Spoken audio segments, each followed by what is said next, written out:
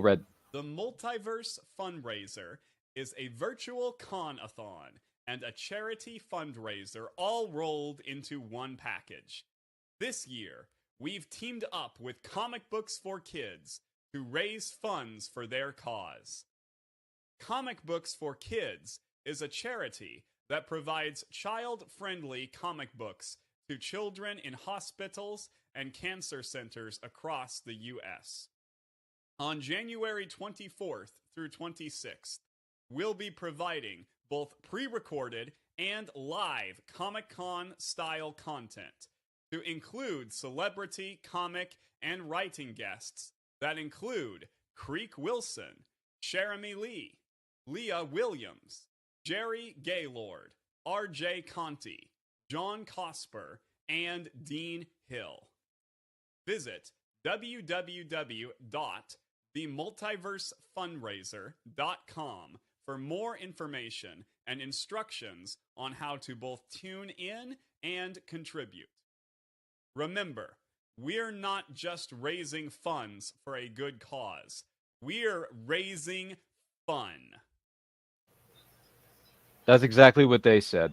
Greetings and salutations, everyone. Welcome to, yeah, I know, I'm silly that way. It happens. But my name is Ryan of Antiquote Channel. Welcome to the Multiverse Fundraiser of 2025. I can't believe it's 2025 already. Weren't we just preparing for Y2K, the Millennium Bug, Y2J, Chris Jericho making his debut in pro wrestling and all that kind of jazz? No, wait, that happened earlier. Yeah. In 2012, when the world ended? Yeah, it was some weird movie with John Cusack, Amanda Peet, whatever, but who cares? Anyway, listen, here's the facts. Folks, just the facts, ma'am, just the facts. This is B-list boosters. What we do here at this panel, we're going to be talking about characters that may not be as popular as your typical characters, such as the Supermans, the Batmans, the Wonder Womans, the Incredible Hulks, the Spider-Mans, the X-Men. X-Men have been around for a hot minute or two, maybe 4. And we're going to go around the table here. We're going to share with you some characters that we believe should make this B-list and not spend their lives on the D-list, like certain comedic actresses that have no sense whatsoever. So it's going to be a lot of fun. I am joined by Clyde Hall, Elder Statesman of, let me see, Geekery. Is that your title? Okay, great. So Clyde's here, Carlin's here, Cliff is back from hibernation, hanging out with Fozzie Bear and his crew out in the woods. Willow Schuyler's producing for us behind the scenes, even though you can clearly see her clear as day, even though you're supposed to stay. I can disappear. I can let it be the guys thing. I want to hang out where the cool kids live. I mean, that's fine too. But guess what? Lauren's here, which means Willow has just as much right as anyone else to be on this stage, if not panel.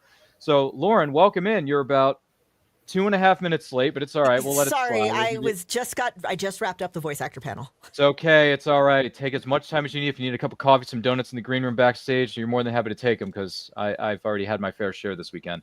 But it's great to be here with all you fine-looking people. This is going to be a lot of fun. So without any further ado, I'm going to turn things over to here's how this is going to work. I'm going to turn things over to one panelist at a time. They're going to share with us 2 characters, if not one, that they believe should belong on the B list and their reasons why. And after they reveal to the world why those characters should be on the B list portion of this panel, we're going to go around the table and get everyone's reactions. And we're also looking forward to hearing from you who may be watching or listening to this right now. So dive into those comments, dive into the chat. Do not forget to like and share this, the Multiverse Fundraiser with all your friends, because we are doing our absolute best to raise money for Comic Books for Kids, which is a wonderful cause, a wonderful charity. Links are in the description below. We may or may not have something scrolling across the bottom of your screen like they do on a channel that I don't really watch, because the only sport that I watch is March Madness, which isn't going to happen for another month and a half. So whatever. Go NC State. Wolfpack. What's up? Arroo! Anyway. I'm so sorry. I'm going 200 miles an hour. But without any further ado, Clyde, if you don't mind me asking, real quick, who would you put on your list for B-list boosters of 2025? Clyde, the stage is yours. Don't make a mess and don't do anything crazy. Okay. Well, my choice would be, we had Bob Newhart passed away this last year, and it reminded me that he had been in a show called Bob. And it was based on an office with comic book creators. And I had seen some of the episodes early on, but I had forgotten about it. And I was like, I need to watch that. And doing so, I found a character made for the show called Mad Dog. There we go. Now, Marvel put out Marvel put out a tie-in for the merchandising for the show. And it was a Mad Dog where the basic story is that Bob Newhart played Bob McKay, and he had made a comfortable living for his wife and daughter by being a greeting card salesman artist. It was not his first love. And he was really, by the 90s, he was really starting to wear out any enthusiasm for that. But when he was young, he had created a character called Mad Dog. And he was happy to do these adventures of a simplistic late Golden Age hero. But then along came the board on juvenile delinquency and the comics code, and they put him out of business. He got fired. So he became a greeting card salesman. But in the 90s, during the big comic book boom, he gets a call from Ace Comics. They still have the rights to Mad Dog, and they want to bring this character back. So, he considers it. He's kind of uncertain, and then they tell him how much money they're going to pay him. And yes, he decides he's going to do it. But then he finds out going in that the Wunderkind editor for this is going to write him as an edgy 90s vigilante.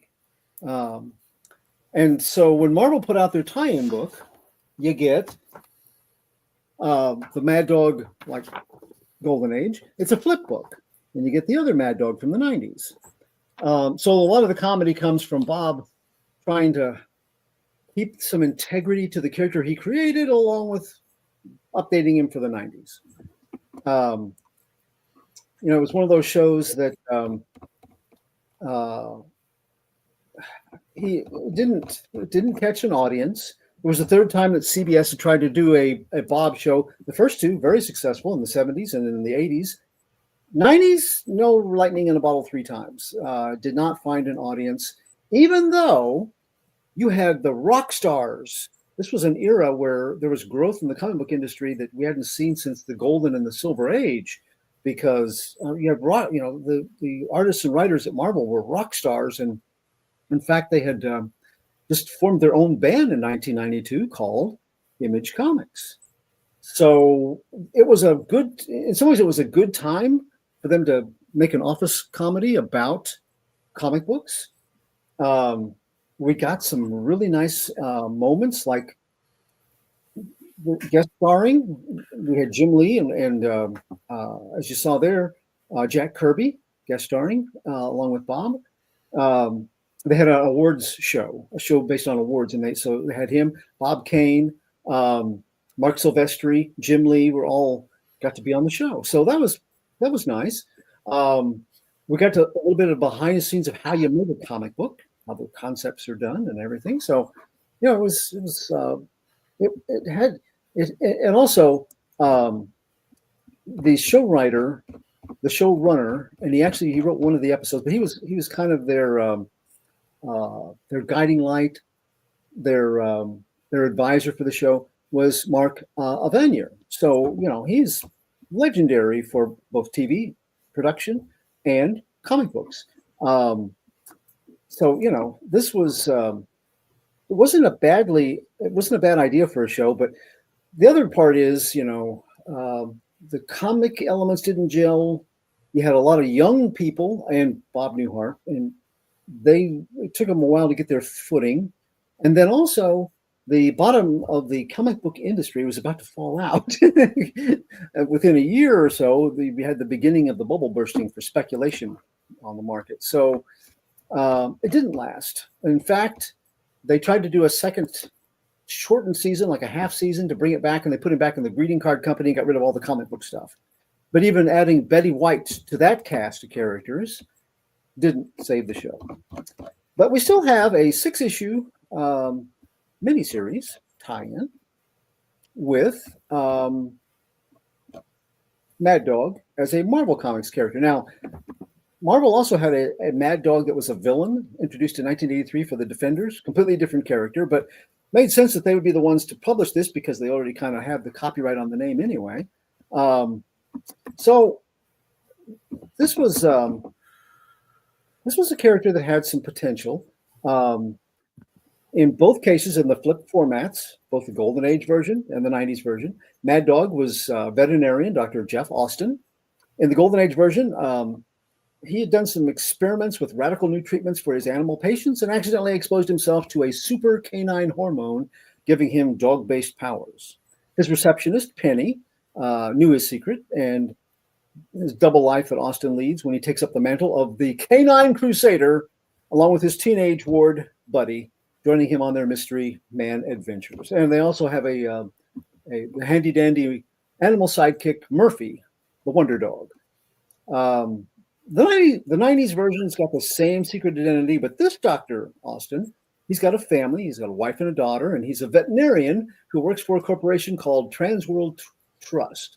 They have him conducting groundbreaking genetic experiments and treatments on canine test subjects in their labs. And even though the research teams, they engage in some highly unorthodox and questionable animal experimentation, and some of their test animals mysteriously disappear, Austin's making a lot of money. They're paying him a huge salary, so why rock the boat?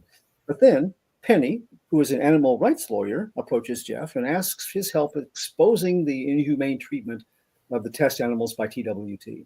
He refuses, but the corporate CEOs learn that he's talked with her, so they figure it's better to get rid of him in case he is tempted to join forces with this legal eagle. And so they abduct Austin, they kill his wife and daughter, and they subject him to the treatments that they've secretly been working on in their lab, also known as the kennel. And so they give him the Weapon X treatment that they've developed. They take a page out of Dr. Moreau's Animal-Human Hybrid Guide, and TWT has perfected their Dogs of War agenda, turning humans into superpowered, obedient warriors with animal instincts and abilities. So they give him the canine powers, and he becomes an almost mindless human attack dog for them before he manages to escape. Eventually, he regains most of his human memories, and this mad dog locates Penny, and together they vow to take down TWT. But Austin is no longer wanting to work through the rusty wheels of justice that Penny works for. He's going to make, the TWT made him a rabid animal, so now their mad dog vows to not only bite the hand that created him, but to gnaw it off at the wrist and then go for their throats. So the Golden Age Mad Dog and his 90s version have similar abilities. The super canine hormone that gives them their powers grants them enhanced strength and reflexes, along with canine senses of super dog hearing and sense of smell tracking. The 90s Mad Dog also uses these heightened abilities to determine when somebody's lying to him or bluffing. The Golden Age version mentions some drawbacks to the power that come from things like including color blindness. The dogs, their color perception is different than humans, and an instinctive dislike for cats. So the Golden Age version, written by Ty. Don't forget strong perfumes. And strong perfumes. The Golden Age version that they do is that is based on Ty Templeton's art and writing. And it has a lot of humor. It pokes fun at itself quite a bit, but it's a lot of fun because Ty Templeton it was meant to do that kind of material. The other side of it was written by Evan Dorkin, and it's funny. It fits the 90s version. The first couple of issues struggle to get that 90s Weapon X kind of Mad Dog going. But it's interesting. Templeton said that was one of the most fun projects he worked on in his career in comics. Dorkin said it was the worst. And you kind of get that looking at that first issue. So I think that Mad Dog is a property that needs to be revived. I know that we're not going to bring the TV show back, and that's fine. But depending on who actually owns the Mad Dog property rights, and it's probably Marvel, since they got the villain named by the same thing in the 80s, there's a couple of ways a B-lister like Mankind's best friend could return. One could be following the success of Ahoy Comics. They have a series called The Wrong Earth, in which a superhero called Dragonfly Man, who lives in a very Batman 66 dimension, he has a twisted doppelganger in another dimension called Dragonfly, and that's a 1990s nightmarish urban hellscape. So one of their villains manages to cross dimensions and takes them with him. So you have the Dragonfly, dark and gritty, in the 1966 Dragonfly Man world, and Dragonfly Man in the grim and gritty 1990s version. So some of what Templeton wrote, I wonder if it was an inspiration for this series. Ahoy's done that initial series and then several other spin-offs of it. But one of the things you could do is have Mad Dog versions, both of them, cross over with The Wrong Earth and Dragonfly Man, Dragonfly, and both of the Mad Dogs all interchangeably working together. You might even have a third reality that is the writers behind the stories. The other option could be literally keeping the project in-house as just one company, and you could draw from the story behind the story energy. Recent books like Image's Public Domain that chronicles the struggle of a classic comic character, the Domain, after his creator wins a court judgment allowing him to publish the character and explore all the avenues that the corporation who'd owned him with exclusive rights up to that point had denied. Public Domain, in fact, has got a spin-off series now called just The Domain, chronicling the superhero adventures resulting from what happens in Public Domain. So a similar Mad Dog book might follow Bob McKay through different periods in his life, from the Comics Code hamstringing of the 1950s, which we get in some flashback episodes of Bob, by the way. It's, again, the history of comics is very well portrayed in this 25 episode series.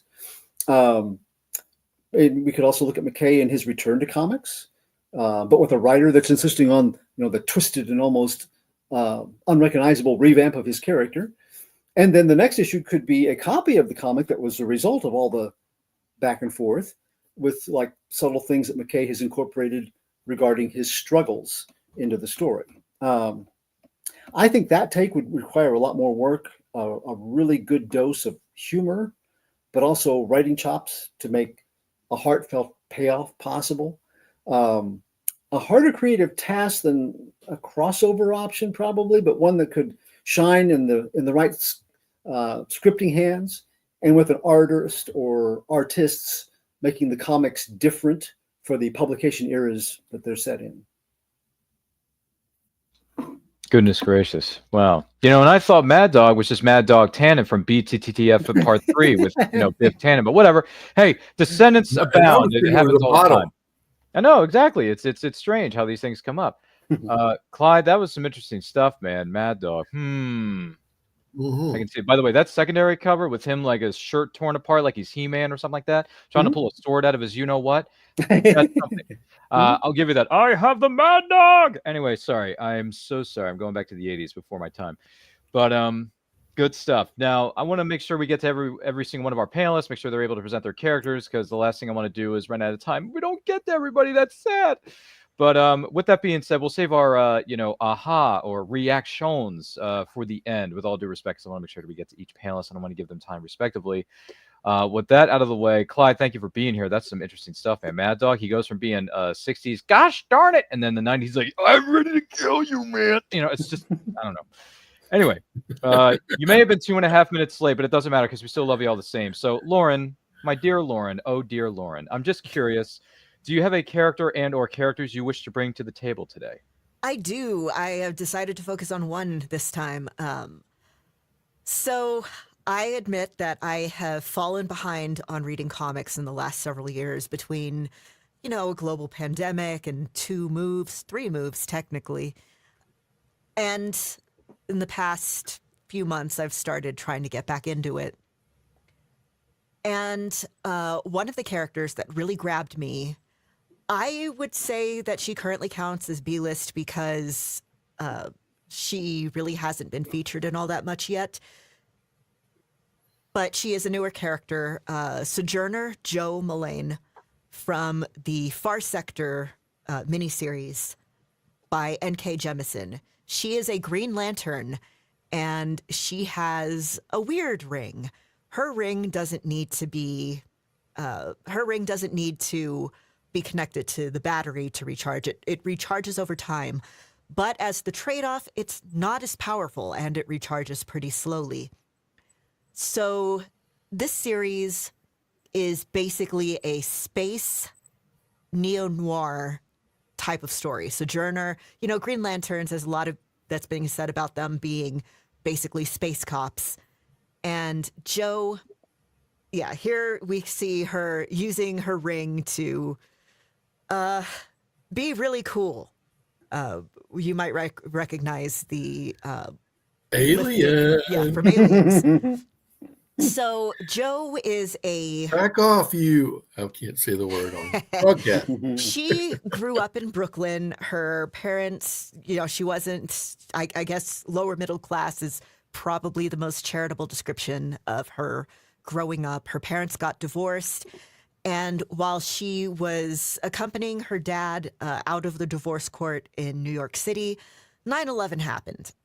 And so she and her dad did some rescue there.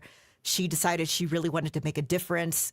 She got into Princeton, but in order to afford tuition first, she did some time in the military, but was pretty disheartened by what she saw there.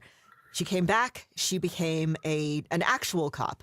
Yeah, here we have Jo introducing herself in one of the issues. So she became an actual cop. Her partner nearly beat a guy to death. And when she tried to do the right thing and, testify against him, she was basically thrown out of the police. This is when the Green Lanterns showed up. Well, essentially a watcher who showed up and was like, hey, here's this ring. Make a difference. So the way that she made a difference, her first assignment is at the city Enduring, which she is introducing here.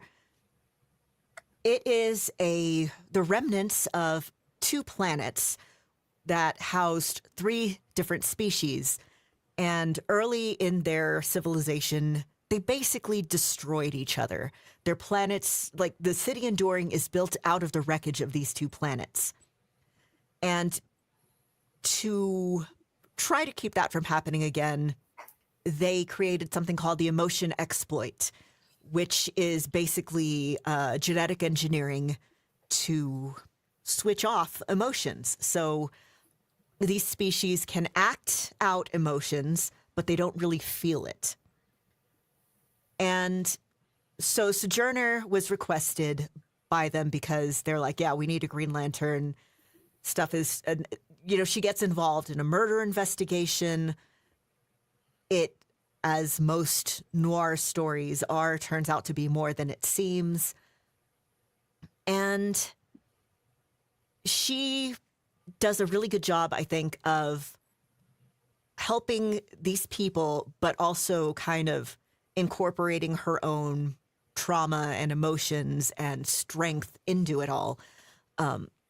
As we saw with the scene where she had the aliens mech construct, riots are happening because it turns out that this murder, the first one in a very long time that in the city Enduring, was perpetuated by somebody who was on a drug called Switch Off, which is basically a bypass, and it lets you feel emotions. And this species that, yes, as we see here she is explaining a bit of the emotion exploit. And in this very kind of old Hollywood style intro, this person that she's with is a councilman that she is working with, Councilman Noth, who is of a species called the Na, or Councilman Math, of a species called the Na, who is very humanoid looking, except they're also kind of part dragon. They have leathery wings with venomous spines attached and lizard tails, and they can fly or glide at least. The other 2 aliens in the trilogy, which is the name for the overall group of these non-human species on the city Enduring. We also have the Kotepli, who are plant-based, and part of the thing with them is they eat people. The thing is, to them, it's this very spiritual experience. It's this thing that's done out of respect, but they're still eating people. And then there are the at symbol, and then the word at, who are just digital. They are essentially search engines. They make their currency is memes, essentially. And so they have not been doing well as part of all this because the emotion exploit has also dampened creativity among the trilogy. So Earth memes have become this huge underground currency. It's an extremely interesting setting, and seeing Jo, who's just this, she's a normal person. She's just a normal person with extremely strong willpower and a desire to help people. And she's the one who's able to figure out all of this, figure out what's really going on. And yeah, here she is with her roommate slash ex slash possibly future girlfriend again, Sis, who is a member of the Na. And this is her after solving the case, and they're having just a nice time in the park. One of the things that I really love about this series is the art by Jamal Campbell. And it's a beautiful series. Jo is an incredibly interesting character to me. She is visually based off of Janelle Monáe, particularly around the release of the Arch Android from 2010. Her hair, not in this picture, but in some other pictures, is very, very reminiscent of Janelle Monáe's very particular hairstyle at that time. And she has started showing up, apparently, in some other stuff. I don't think I included any pictures, but she had a very brief appearance on Superhero Girls, which is an adorable show. At one point, she just kind of shows up in the background. And she started showing up in the mainstream Green Lantern run after Infinite Frontier, which I'm still trying to catch up on, and I have not got up to her appearance there yet. But her having an atypical ring seems to be part of the story there. And yeah, I just really love her. I think she's an incredibly interesting character. I would love to see more of her. I would love to see more of the city enduring as a setting in various places, but she's just a cool character. She's tenacious. She's empathetic.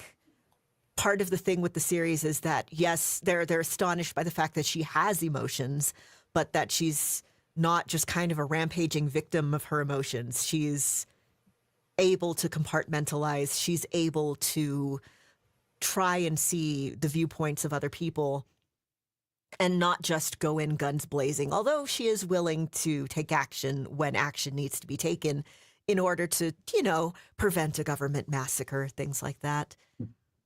So I highly recommend people check that out. She's an awesome character. The art is amazing. The writing's amazing. And now that she's showing up elsewhere, maybe that'll get more people interested in Far Sector. That's fair to say. In the words of a gentleman, I may not have never met him personally way back in the 1860s, but I remember him saying this word oftentimes when he was putting together sentences, and it's simply fascinating. Just fascinating. So, see what I did there, folks? There's all kinds of pop culture references. I'm going to zing into that show there because it's fun. So, Lauren, that's fascinating stuff. Fascinating stuff. I've always wanted to read some Green Lantern stuff, some of the Green Lantern mythology, some characters, new characters, legendary characters, what have you. Mm-hmm. I know one of them is going to make an appearance in my homeboy's new film, Superman in July, so that ought to be interesting. Yep. Far Sector, it's a 12-issue self-contained series, so always a good place to start, I think. That's even sweeter. That means I don't have to buy 50,000 floppies and have 12 long boxes sitting in my to-do list like Cliff does over here. Listen, man, it's fine. If you want to do homework for the next 650 years that we're here with everybody, that's fine too. But great stuff, Lauren. Thanks for being here. Once again, this is the Multiverse fundraiser, talking about B-list boosters specifically for this panel. Do not forget to like and share this with your closest friends or frenemies, because we like to throw that word in and around the internet sometimes. Whatever. Whatevs, as one might say. But, if you're watching this live or on the replay, thank you for doing so. If you have any favorite characters that you believe should make the B list and all that kind of jazz, drop it like it's hot in those comments or the chat or down below, because we love hearing from you kind folks out there.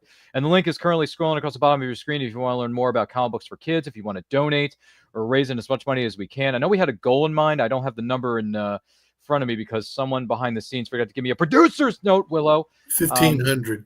Thank you. Yes, I was looking for the bloody magic number. 1500. We know we can do it. It's Sunday. It's a sunny day out there. The sky's blue. The sun is shining, and we want to give back to the world. So let's do it to it, as one might say, Lars. With that out of the way, before he goes back into the Matrix again and disappears for minutes at a time, trying to read those 12 long boxes of comics that he hasn't gotten to yet, Cliff, save us all the trouble and just do me a solid, which means reveal to us one or two characters that you believe belongs on the B list of 2025. Go ahead, Cliff. The stage is yours. Try not to get caught up in the Matrix, though, because we already had a little reference to that earlier with Green Lantern. I'll try to avoid it. I'm doing more. I'd almost call it a cheat because I try to avoid on these things doing any character that's been portrayed on screen in any way, because I figure by that point they're not B-list anymore. But this character got done so badly in his television role that I feel like this still counts. I'm talking about Mon-El from the Legion of Superheroes, who was on the Supergirl series from the CBS and the CW for a little while. But the less said about that, the better. Mon-El's been around since the Silver Age. He's a extended member of the Superman family. He first showed up in Superboy, issue 89 back in 1961. But technically, there was another version of him that had a different name and only showed up once in the Superman comic. They called him Superman's big brother. But the gimmick was, back in the Silver Age, whatever happened to Superman happened in Smallville, Superboy too, because like baby Bruce Wayne showed up and Bizarro Superboy showed up, so we had to have Superboy's big brother show up there too. So instead of rehashing this character, they introduced a new character. He crash landed on Earth. He had amnesia, as you do in the 60s. And he started developing powers like Superboy. So Superboy assumed he was Kryptonian too, because hey, there's a cat and a dog and a monkey already. Might as well be another person. But since he couldn't remember his name and he didn't just want to keep calling him Hey You, Superboy named him. Don't leave the horse wasn't Kryptonian. The horse wasn't Kryptonian. The horse was ancient Greek. Mm-hmm. You sure it was ancient Greek? It wasn't Mr. Ed just making an appearance from another property? No, because if we're going to get into that, he wasn't really a horse. Anyway, he was a centaur that became a human in the full moon. So appreciate it. But no, so where Superboy didn't have to say "Hey you," he named him Mon-El after El, the House of El, because he thought they were related, and Mon because he landed on Earth on a Monday. But he started getting stronger than Superboy, and for some reason Kryptonite didn't affect him. So Superboy began to think he's not really related to me. He's an imposter. So I'm going to try and trick him with a piece of kryptonite made out of lead for some reason. But this affected Mon-El and he became sick. And somehow being sick made him regain his memory. And he revealed he's not Kryptonian. He is from another planet called Daxam, which is a lost colony of Kryptonians. So he's a cousin adjacent, for lack of a better term. But the reason he ended up on Earth was because, like everyone in the Silver Age, he was exploring the universe and crash landed on Krypton first because he's not a good pilot. And he crash landed on Krypton and met Jor-El, who happened to say, hey, our planet's about to blow up. You don't want to stay here. Here's a map to a planet called Earth. Because everyone ended up on Earth. And he went and in the process lost his memory, but he regained it. And you found out the reason he was sick was because Daxamites are fatally allergic to the mineral, or to the element lead, iron. Or no, lead, I'm sorry. I always get that mixed up. And he had lead poisoning and was dying from it. So Superboy, being the stand-up bro he was, said, "Hey, I don't know how to save you, but I don't want you to die, so I'm going to shove you into the Phantom Zone." So he sent poor Mon-El into the Phantom Zone, where he stayed, and because you're basically a phantom, as the name says, he didn't age and didn't die from the poisoning. But he was sitting there, aware of everything going on around him, for 1,000 years, until the Legion of Superheroes dug him up. And Brainiac 5 was like, "Hey, we can cure lead poisoning. Here you go." So now we have a Superman, Superboy, full-time in the Legion. And that was Mon-El's role. And he was Daxamites in pre-crisis DC continuity, and I think now, don't ask me, I'm 12 long boxes behind. Daxamites are actually stronger than Kryptonians because they don't have the weakness to kryptonite or other things that Kryptonians do. Their weakness is lead. So we're talking, since this was a pre-crisis character, we're talking about someone who could, juggle planets and punch through time and sneeze and blow out a sun. And he was just a really popular character in the Legion for all through the 60s, 70s, up into the 80s. And then everyone's favorite Crisis on Infinite Earths happened. And worlds will live, worlds will die, and John Byrne got paid a lot of money to come to DC and take over Superman. And John Byrne decided there was no such thing as Superboy, and with his Man of Steel. So that means if there's no Man of Steel, there's no Superboy, there's no Legion of Superheroes. But Legion is still selling really, really, really well in the 80s. So we want to keep it around. Well, how do we do that? Well, it turns out that the Superboy that Mon-El met and that everyone from the Legion knew was actually a trick from a pocket universe created by someone called the Time Trapper, who is a Legion villain, who actually, I think in current continuity, is now Doomsday. But that's for another day. And wackiness ensued, and the Time Trapper died, and his sidekick took over and rewrote Legion history again. Read in John Byrne's Band-Aid. And it turned out it wasn't Superboy that inspired the Legion. Mon-El crashed on Earth and had his own set of adventures, and his name was Val-Or, because reasons. And so they basically just took all of Superboy's adventures and just tacked them onto Mon-El for this is how the Legion works now. So Mon-El had his own series for 23 issues and an annual. And it was just, another Superman series, basically, with this character that they could do a little bit more with. And then, like with everyone else in the Legion, he got rebooted again with Zero Hour, which was their Band-Aid to fix all the boo-boos that Crisis created. And so that meant we got to do something else to the Legion. As means we got to do something else to Mon-El. And this time he somehow landed, he was part of the clone Superboy, Connor Kent's continuity. And like, this will fix it. No, I didn't fix it either. And it was just this great character who was having reboot after reboot after reboot because they couldn't just figure out, well, Superboy was there and we just don't have to talk about it. Then finally,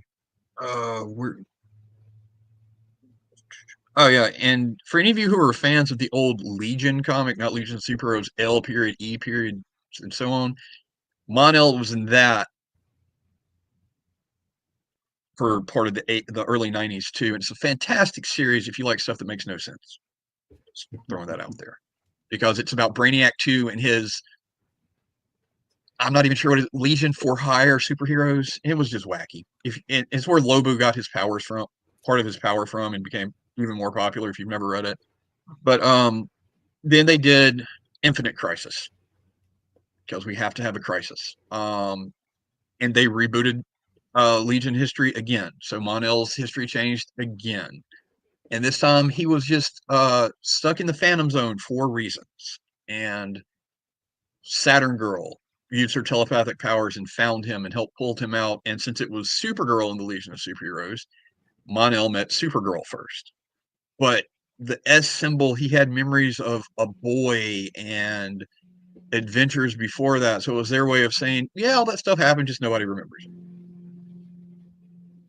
And that was sort of his role for a while, and then they added that he was actually half human. That's how he ended up there, and that went away really quick. But then two things happened at the same time.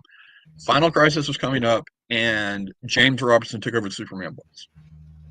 And he wanted to bring, he always, like he did with Starman, he wanted to bring the older characters back to the prominences he remembered when he read them. So Mon-El became one of the main focuses of the Superman book. And they started ironing out all of his continuity along with all the Legion to get it as close to lined up as you could for that time period. And then in Final Crisis, we had Jeff Johns and George Perez's Legion of Three Worlds miniseries, where they just basically came in and they said everything that ever happened to the Legion all happened. There were like 3 or 4 different versions of the Legion over the universes, and the Time Trapper and Superboy Prom wackiness. George Perez art, it was beautiful. And they basically just merged all of the histories together, and Mon-El got to be the full from 1960s character pretty much again. And on top of that, because it was getting to that era where we started saying the words OP a lot for overpowered, and we had to have some overpowered characters. Not only was he Superman in the 31st century, he was a Green Lantern. So I get the time to talk about Lawrence stuff for a little while. And I actually, somewhere on my Facebook page, and I didn't find it, I dressed up as Green Lantern Mon-El for Superman Celebration one year. And I was melted to death because we were outside in June in the South. And I taught a kickboxing class dressed up like that one day during the pandemic for the kids. Gee willikers. Back when I could still do that. But so he's had a lot of different versions, but he's always been that same Superman they could do a little bit more with because he's not in the spotlight all the time. Like, he married Shadowlass from the Legion. He had no problem because they were all aliens and they were in space and it was the future, cutting loose and showing more of his power. Like, one of their villains from the Fearsome Five, his name was I didn't write it down, and I'm not. It's not clicking today. But he had this axe that it was so strong, it was so fine tuned and so powerful he could split atoms with it. And so they had a panel of Mon-El just stopping him with his hand and basically knocking him into orbit. You didn't get to see that with Superman back then. He was always that character that he was my favorite character in the Legion. And the Legion next to Teen Titans and the X-Men was my favorite comic when I was little. So, and I always gravitated to Mon-El, and I like the simplicity of his costume back then, just the red and the boots and the cape. And of course he had I always thought the Legion flight ring was the coolest thing ever. So it was like, it's a Superman that's part of the Legion and he has a flight ring. This is great. I just wish over the years he would have gotten better treatment. Thanks, John Byrne. I know a lot of people like the John Byrne Superman, but I hated it because it got rid of all the fun stuff about Superman. Like, hey, look, no Legion, no Supergirl, no Crypto. All right, you've got a jock from the countryside who's became a reporter. I don't care. I like Wacky Clark Kent and I like Streaky and Beppo the Super Monkey. So John Byrne, I'm sorry. Wow. But yeah, so it's just, he was a fun character, and I always felt so bad because I was so excited when I heard he was coming on to the Supergirl show, and the portrayal they gave him, where he was a dude bro, and no one quite explained why he had the same last name as Supergirl, but they were dating and whatever else happened. Because seriously, once he showed up and ruined the show, I quit watching it. I think he came back he was married, and they had a blue version of Brainiac 5 for a little while, but I don't know. He's one of those characters that, because they didn't know what to do with Superman, got the short end of the stick over the years. He deserves better. And when he was a Green Lantern and Legion was back to being like the book at DC for a little while, he was a standout in the book, and not enough people really appreciated what they did with it. And apparently there's an animated movie he's in now. I think it was a Legion story, but he was like the villain, but it didn't really make any sense why he was. And it's one of those things I'm waiting for him to take off of Max, where they can put, Teen Titans back on there, since it's not there now. But yeah, that's Mono. Well, I tell you what, being the Superman fan that I am, and I've heard the name over the years, I don't know too much about, because I got 12 long boxes of non-existent comics. I haven't read about this character myself, Cliff, so it's okay. We're in the same boat. I would hate to see Mon-El's therapy bills, man. My God, this character's been through so much trauma. Let's be perfectly honest here, ladies and gentlemen. That is a lot of therapy, okay? So I would he's currently... Yeah. I would hate to see his therapy. In the Phantom Zone ain't no nice place either. That's what I'm saying, man. Like, you look at his therapy bills. I mean, it's one thing to go to the Happiness Hotel when you're solving a caper with the Muppets, but to see the Sadness Hotel, I hate to see what the sad one looks like.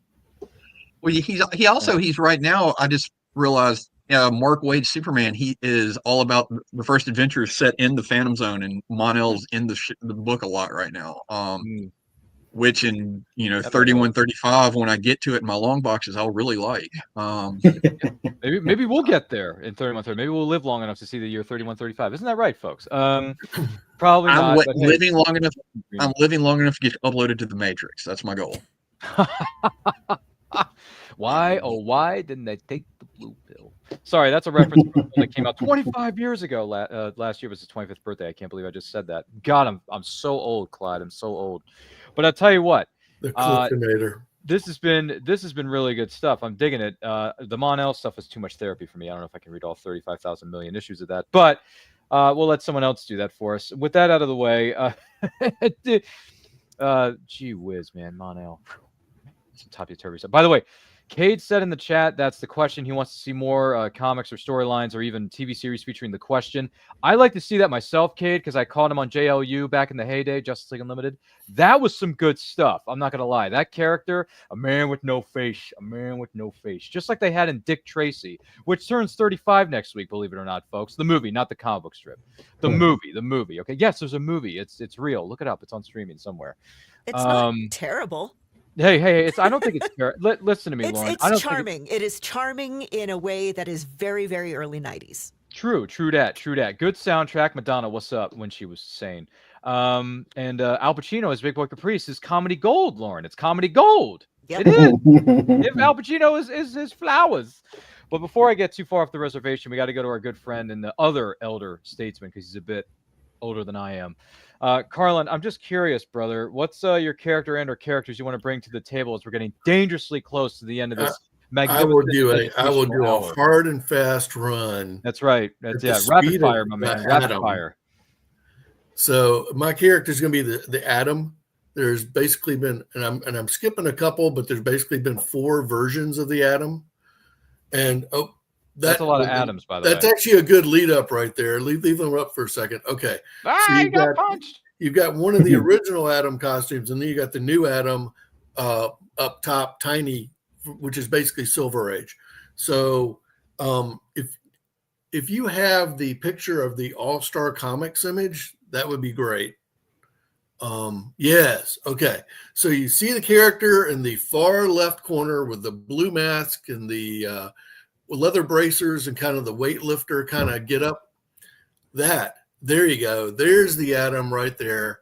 And there's another photo of him where you've got the leather weightlifter's belt. This is Alan Pratt. Alan Pratt starts out, he becomes a founding member of the JSA, so 1940s Earth 1, but he starts out as the proverbial 98-pound weakling. He's apparently very smart because he is a physicist, so he becomes part of the brains of the JSA. but he starts out with no superpowers. Ultimately, he gets exposed to radiation because, radiation is a thing. And because he gets exposed to radiation, he starts getting some super strength. And over time, his powers evolve some more. He gets atomic punches. He gets resistance to radiation. Gee, that's a good thing since he got exposed to it. There's the basis of his character. If you've ever seen the old ads where Charles Atlas ads, where it was the guy getting kicked to the sand at the beach, that's Al Pratt. Mm-hmm. Al Pratt goes and says, I'm done with this. I'm going to go work out. He's a fire plug kind of a guy. He knows how to fight. He was, ironically, and this is one of those little fun facts, he was trained by boxer Joe Morgan, who was the same boxer who trained Wildcat of the same era.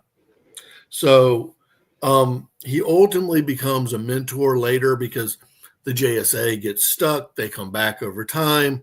Won't go into all that. That's a whole story into itself. Your second Adam, as you race from the golden age of the 40s into the silver age, is now Ray Palmer. So I'll give Willow. There we go. So this is Ray Palmer in one of his suit costumes, and he's kind of doing a flying leap here. In this case, he's probably being miniaturized and flying through the ether of maybe even a phone line. I could not find it at the time, but one of my favorite comics of the Atom, you'll see him here standing in the hand. I actually have an artist sketch from one of the Atom artists of that same atomic circle going around him. It's one of my favorites, but I couldn't find it, but it's of the Atom jumping into a phone line to save the day. And here's a great one with him stuck on the back of this is the Schwartz era for DC. So, they had to bring in some goofy because you got Comic Code. So, and what kid's not going to react to this? I mean, you're like, I want to know what's going to happen when I see this cover. And the Atom now, okay, one, Ray Palmer is also a physicist. That's a later version. Let's go back. The Ray, yeah, there we go. We'll stay with this Ray for a minute. Willow, do you have the picture of Ray Palmer? It's trapped inside the light bulb. If you don't, that's okay. Okay, well, that's another one. Back up. We'll take that one. We'll stay there for a second. So Ray Palmer's a physicist, so he's another one of the smart guys. He's now in the JSA. But as you see by that big old crack in that guy's chin taking a break, when he miniaturizes, he maintains his mass. So that's like a super punch coming across.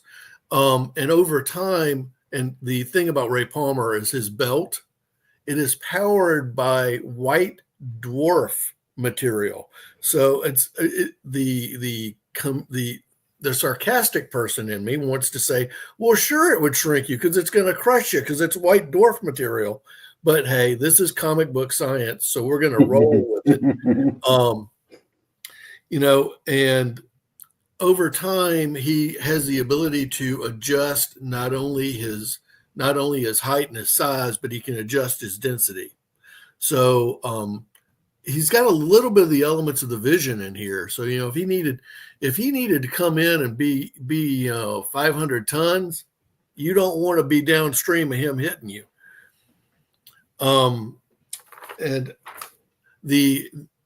And Willow, I don't know if you have that one with the light bulb, but there was a cover where he is trapped inside a light bulb by Dr. Light, which was, of course, a primary villain in the DC universe.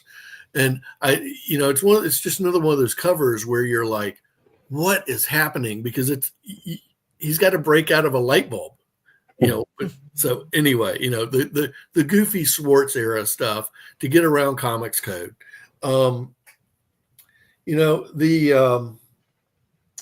just got to check my notes here. Oh yes, He first appeared in Showcase 34 in 1961, which is also another one of those nice things.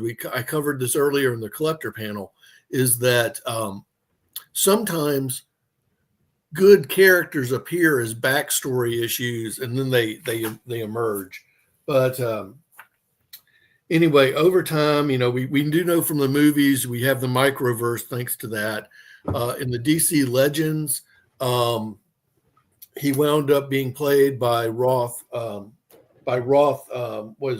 Roth, who played Superman. Anyway, I see a note that we need to do our updates. There were 2 other characters. One was called Adam Cray, and he was supposed to be a substitute to infiltrate the Suicide Squad. He wasn't as good as Ray, and he got killed by an assassin. And then you got another guy that came in, Ray Cho, a little bit later, who found the belt and became the hero. So that's kind of a race through the Atom. Yeah, found the belt and became the world heavyweight champion of the WWE. No, I'm sorry. Yeah, that's pro wrestling, guys. That's pro wrestling. That's neither here nor there. Plus, who knows how much it's evolved or changed lately? I can't even keep up with all this stuff. It moved to Netflix, but who cares? Sorry, little sideline. You want to talk pro wrestling? Talk to me later on. Yeah, Lauren. Yeah, we're gonna be talking to you here pretty shortly. We could talk about some wrestling. Yeah. Cream that rises to the top, Lauren. The cream of the crop. Yeah. Anyway, sorry, I got impressions for days, Lauren. Trust me on this. But yeah, whoa, there it is. There it is. Hey, there's an idea that just came to me. It's called a light bulb. Yeah, there it is. That's a nice looking cover right there. I would get that put on my wall, I guess, or just put it in a long box for Cliff to read 30 years later. It's fine. We'll get to it, Cliff. We'll get to it, brother. But listen, this has been a in the words of our good friend Marty, this has been educational. With that being said, we got to roll this red carpet away and save it up for the next panel. So with that be out of the way, what is it, Clyde? Just out of curiosity, if someone wants to know more about you and the craziness that ensues, no, I'm not. It's not craziness. It's more elder statesman-like. Where can they follow you on social media, Clyde Hall? Okay, Clyde Hall on Facebook, or Radiating Positive Vibes with author Clyde Hall, Facebook. I'm at Blue Sky under my name, and you can also find me. I do a comic book review weekly at both Comic Book Spectrum podcast and at Comics Beat, The Beat, at www.comicsbeat.com. Comics Beat, yeah, good. Hey, whoa, look at this! The status check. I see lights. I see lasers. I see all this stuff. My goodness gracious, did I make a wish and all of a sudden it just came true? This is amazing. This is a beautiful set. I love what you've done with the place. Maybe I just snap my fingers like Thanos and I make everything right again. Oh, wait, no, he killed half the universe. I'm so sorry. We're not going to talk about that snap because Iron Man corrected it at the end of a certain movie that we can talk about later. Carlin, someone knows some more about you and your educational theories and conspiracies. No, I'm just kidding. They're well thought out processes. Where can they follow you, Carlin? They can find me on Facebook as Carlin Stewart, and they can also find me on LinkedIn as Carlin Stewart. Simple and to the point. Green Lantern Corps. Because when I think of Stewart, I'm thinking of John Stewart from Justice League and Justice League Unlimited. I don't know why. It just happens. I'm a DC fan. Deal with it. But I like both. Okay, guys? I like both. I got my ring around here somewhere. There's no shame in liking both houses of DC and Marvel. There is no shame in that. I like it for different reasons. Lauren, if you want to talk more about some of these wonderful characters that you mentioned today or some of the other things that you're into, wrestling, yeah.